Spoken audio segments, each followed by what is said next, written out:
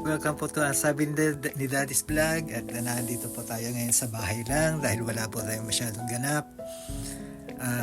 Dahil din po sa Holy Monday ngayon mangingilin po tayo, magdadasal po tayo ng team para ipagpasalamat at ipagpatuloy ang paghingi ng tawad sa ating Panginoon sa pagliligtas niya sa ating buhay. Nandito po ako ngayon sa bahay at wala po si Bunso, kasama po si Sister at nagpunta po sila sa doktor.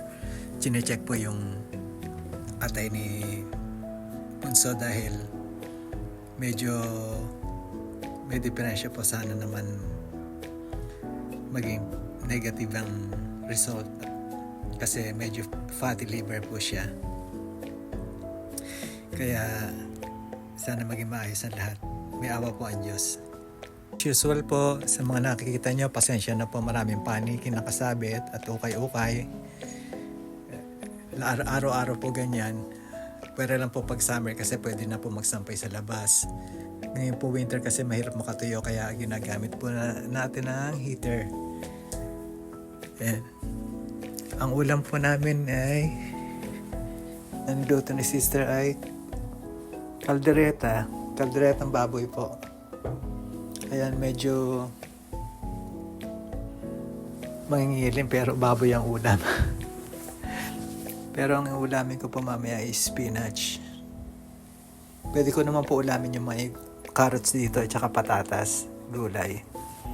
Ayan, ganyan po itsura na pag malamig, iinit lang po at para hindi na magsebo. Yan po ang aming ulam ngayon. At ang laman po ng ref namin, meron po natirang buko juice at meron po mga leftover na ulam gaya ng bopis na niluto ni Sister nung nakaraan, at meron pa rin pong giniling na niluto naman kahapon. Mauubos po yan, huwag kayong mag-alala. Mahirap pong magtapon ng pagkain kasi mahirap pong gabaan at baka wala na tayong kainin sa susunod. At syempre, ang paborito kong almond milk. Yan po. At ang ginagamit ko po, at paborito ko po ito. Binibili ko po sa convenience store. Medyo mahal kasi sa convenience store niyo po binili. Pero dahil po tabitay ako o gusto kong kumain ito, talagang bumibili ako para alam niyo yung panag-crave ka sa pagkain masolusyonan yung kalamnasik mo. So far, makulimlim po ang panahon at may panakanakang ulan. Medyo nag-uulan po ng mga nakaraang araw at tagal-tagal ng sakura at talagang maulan po talaga nakakatamad, nakakabagot po, lalo na pag nag-iisa kayo dito sa bahay. Talagang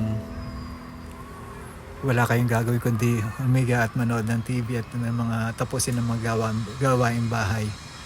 Ang nakakalungkot nga po yung pagtapos na yung mga gawaing bahay nyo, wala kayong gagawin kundi mga ayan po. Ito po yung mga nilabang kong basahan. Meron pa po doon. At sana po sunny day, shiny. parang sa sapatos lang shiny. Sana po sunny day bukas at para po makatayo ng labahan. Ayan. Sarap na po. Nandito po tayo para magdasal. Salamat po Panginoon sa pagliligtas niya sa aming buhay at salamat po sa pagsagip niyo sa aming mga kasalanan. At sana po huwag niyo kami pababayaan, sana mo kami pumunta at salamat sa pagbibigay niyo sa amin ng kinakain araw-araw. At sana po ay iligtas niyo ang aming pamilya sa anumang kapahamakan at anumang masamang kalusugan. Sana po ay maging okay lahat, lalo na yung mga dumanas ng pandemic at mga nawalan ng trabaho. Huwag niyo po kami pababayaan, Panginoon. At sana maging maayos ang takbo ng lahat, lalo na yung mga nagtatrabaho at kinapos sa mga pinansyal na pangangailangan. Maraming salamat po. Amen.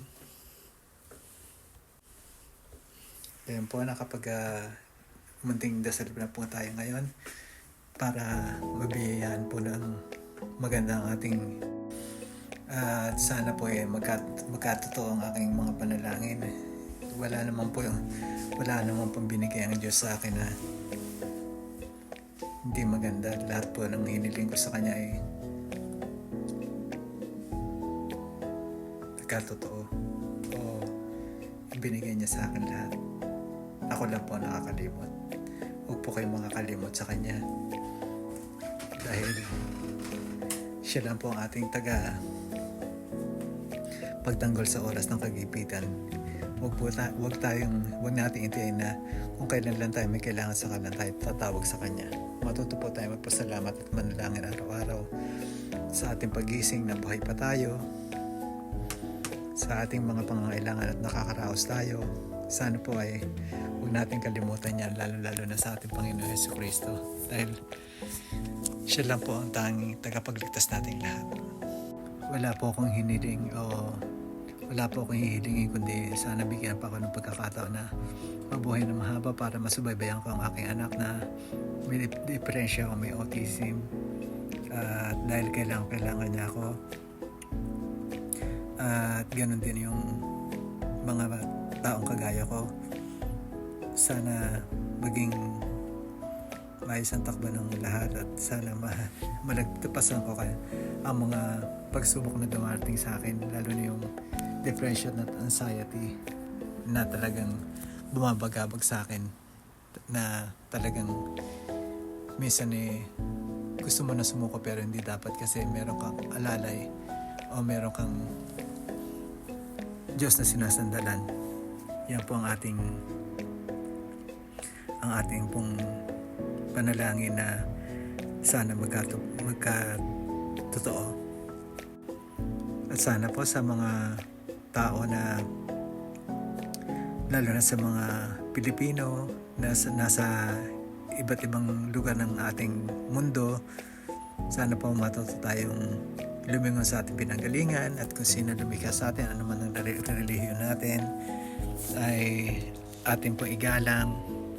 Kahit na po anong relihiyon yan, igalang po natin, dahil meron lang naman po tayong isang Diyos na sinusunod, at ito yung lumikha sa atin at nagpapaalala sa atin na siya lang ang may karapatan na bumawi na lahat ng mga bagay na binigay niya sa atin, na dapat nating pahalagahan at dapat nating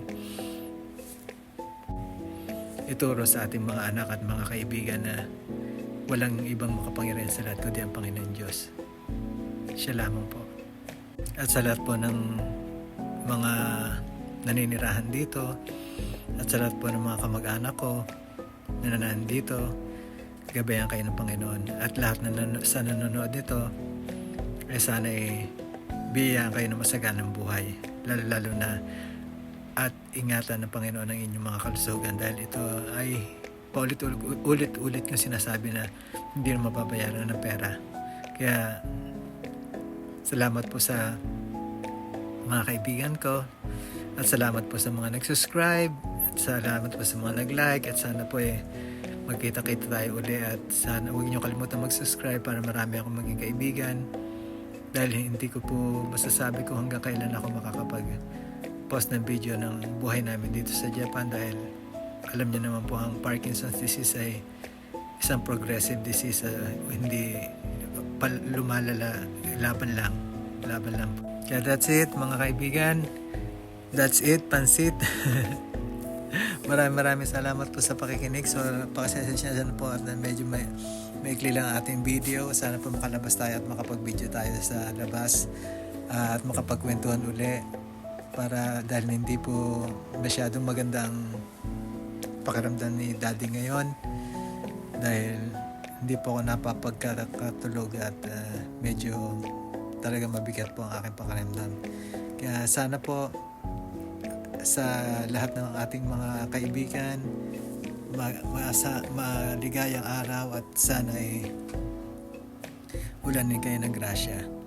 Paulit-ulit ko yung sasabihin yan, ulanin kayo ng grasya galing sa Panginoon Diyos. Huwag niyo kalimutan yan.